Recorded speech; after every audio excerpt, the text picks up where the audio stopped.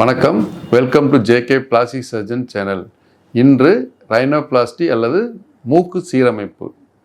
ரைனோபிளாஸ்டினா என்ன அப்படின்னா, முகமத்தில் இருக்க முக்கியமான ஒரு உறுப்பு மூக்கு. அந்த மூக்குன்றது நம்ம பார்க்கும்போதே ப்ராமினெண்டாக தெரிகிறது மூக்கு. அந்த மூக்கை சீரமைக்கிறதுக்கு பேர் தான் ரைனோபிளாஸ்டி ஆர் மூக்கு சீரமைப்பு அறுவை சிகிச்சை. இதுக்கு என்ன காரணங்கள்? அதுலேயும் ரொம்ப காமனாக பார்த்தா 3 ப்ராப்ளம்ஸ் இருக்குது. சில பேருக்கு பிறக்கும் போதே அந்த மாதிரி மூக்கில் சில டிஃபார்மிட்டிஸ் இருக்கும். இந்த முகத்தில் நைட்டில் தண்டு இருக்கு இல்லையா, செப்டம் சொல்லுவோம், அந்த தண்டு கொஞ்சம் விலகியே இருக்கும். சில பேருக்கு சைடில் இருக்க இந்த கார்ட்லேஜ் குருத்தெலும்புலாம் கொஞ்சம் ப்ராமினெண்ட்டாக இருக்கும். அது மாதிரி பிறக்கும் பொழுதே அவங்களுக்கு சில டிஃபார்மிட்டிஸ் மாதிரி இருக்கும். அது காரணமே இல்லாமல் தானாக இருக்கிறது. அதுக்கு ஒரு ரைனோபிளாஸ்டி பண்ணலாம். ரெண்டாவது கிளஃப்ட் லிப் பேலட்னு சொல்லி குழந்தைகளுக்கு மூக்கு இந்த உதட்டு பிளவு அன்னப்பிளவு வரும்பொழுது அப்போ மூக்கு கொஞ்சம் டிஃபார்ம்டாக இருக்கும். உங்களுக்கு பார்த்தீங்கன்னா இந்த மூக்கோட துளையே ரொம்ப பெருசாக இருக்கும். ஸோ அதனால் கிளஃப்ட் லிப்னால் வர்ற மூக்கோட டிஃபார்மிட்டியை கரெக்ட் பண்ணுறது அது ஒரு ரைனோபிளாஸ்டி. இன்னும் மூணாவது அடிபடுறதுனால, இப்போ நம்ம ரோட் டிராஃபிக் ஆக்சிடென்ட் பைக்கில் போகிறோம், கீழே விழும் பொழுது இந்த மூக்கு போய் தரையில் அடிபட்டுரும். இல்லை ஆக்சிடென்ட் பண்ணும்போது வேறு ஏதாவது உடம்புல போய் தட்டும் பொழுது இந்த மூக்கோட தண்டு தோல் இதெல்லாம் விலகிரும். ஸோ அடிபடுறதுனால வர்ற மூக்கு ப்ராப்ளம்ஸ்க்கு நம்ம ரைனோபிளாஸ்டி பண்ணலாம். இந்த மாதிரி 3 வகையான பேஷண்ட்ஸ் இருக்காங்க ரைனோபிளாஸ்டிக்கு. ஸோ இந்த ரைனோபிளாஸ்டியை பண்ணணுமா என்னன்னு சொல்லி எப்படி கன்ஃபார்ம் பண்ணணும் அப்படின்னா, அதுக்கான டெஸ்ட்டுகள் 2 டெஸ்ட் இருக்குது. ஒன்று எக்ஸ்ரே, இன்னொன்று சிடி ஸ்கேன். இப்போ எலும்பில் அடிபட்டு அந்த மூக்கு விலகி இருக்குது அப்படின்னா அது எக்ஸ்ரேலேயே தெரியும். அந்த எக்ஸ்ரேயை பேஸ் பண்ணி நம்ம எந்த அளவுக்கு அது விலகி இருக்குது அப்படின்னா அது எந்த அளவுக்கு நேரம் கொண்டு வரணும்னு கண்டுபிடிச்சிடலாம். இன்னும் நமக்கு மோர் டீட்டெயில் ஸ்டடி வேணும் அப்படின்னா சிடி ஸ்கேன் ஃபேஷியல் போன்ஸ்னு இருக்குது. அந்த சிடி ஸ்கேனில் முகத்தில் இருக்க எல்லா எலும்பும் நம்மளுக்கு ஸ்கேனில் தெரியும். ஸோ அதை பேஸ் பண்ணி இந்த முகத்தில் இருக்கிற மூக்கு எலும்பு மற்ற எலும்போட எப்படி அலைன்மெண்ட்டில் இருக்குன்னு பார்த்து அதுக்கேற்ற மாதிரி நம்ம ஆப்ரேஷன் பண்ணி கொண்டு வந்துக்கலாம். இது 2 டெஸ்ட்டுகள், தேவையான டெஸ்ட்டுகள். சரி, இதுக்கப்புறம் இந்த நம்ம ரைனோபிளாஸ்டி எப்படி நம்ம பிளான் பண்ணணும்? இந்த கேஸில் பிளானிங் ரொம்ப ரொம்ப important. So we have to analyze the nose. அவங்க பேஷண்ட்டோட நோஸை அனலைஸ் பண்ணணும்.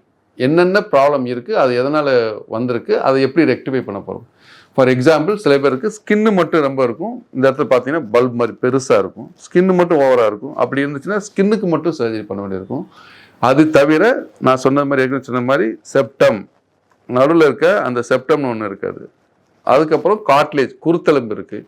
அதுக்கப்புறம் நேசல் போன்ஸ், இதுக்கு சைடில் போன்ஸ் இருக்குது. இந்த 4 ப்ராப்ளத்தினாலையும் நமக்கு முகத்தில் அந்த முகத்தில் அந்த அசிங்கமாக இருக்கிறது தெரியும். இதில் என்ன ப்ராப்ளம் நம்மளுக்கு இருக்கோ அதுக்கேற்ற மாதிரி நம்ம சர்ஜரி பண்ணணும். இந்த ட்ரீட்மெண்ட்னா 2 ஆஸ்பெக்ட். ஒன்று ரைனோபிளாஸ்டி அறுவை சிகிச்சை, இன்னொன்று மெடிசின் மேனேஜ்மெண்ட் ஒன்று இருக்குது.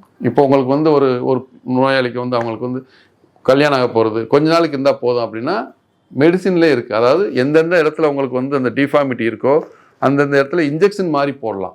ஃபில்லர்ஸ் அப்படின்னு சொல்லுவோம். அந்த இன்ஜெக்ஷனை போட்டு அந்த மேடாக இருக்க இடத்துல குழியாக இருக்க இடத்துல மேடு பண்ணி ஒரு மாதிரி ஷேப்பு கொண்டு வரலாம். அது மெடிக்கல் ரைனோபிளாஸ்டி. அதாவது மெடிசின் மூலம் அந்த மூக்கை ஷேப்பை சரி பண்ணலாம். அதுக்கு பேர் மெடிக்கல் ரைனோபிளாஸ்டி. காமனாக பண்ணுறது surgical rhinoplasty or aesthetic rhinoplasty. அந்த ஈஸ்தட்டிக் ரைனோபிளாஸ்டியில் நான் சொன்ன மாதிரி என்னென்ன ப்ராப்ளம் இருக்கோ அதுக்கேற்ற மாதிரி நம்ம மூக்கை ஆப்ரேஷன் பண்ணி சரி பண்ணலாம். அதில் 2 விதமான ரைனோபிளாஸ்டி இருக்குது.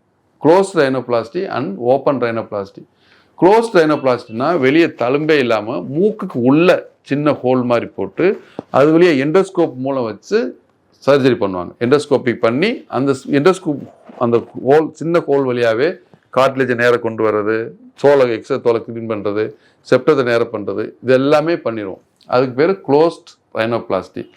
இன்னொன்று ஓப்பன் ரைனோபிளாஸ்டின்னு இருக்குது. ஓப்பன் ரைனோபிளாஸ்டின்னா இந்த இடத்துல சின்னதாக ஸ்கின்னை ஓப்பன் பண்ணி ஃபுல் ஸ்கின்னையும் மேலே ஓப்பன் பண்ணி அந்த என்னென்ன ப்ராப்ளம் இருக்குது, எக்ஸாம்பிள் இந்த கார்ட்லேஜை நேரம் கொண்டு வந்துடுவோம், எக்ஸ்ட்ரா இருக்க அந்த தண்டுவை கட் பண்ணி எடுத்துருவோம்.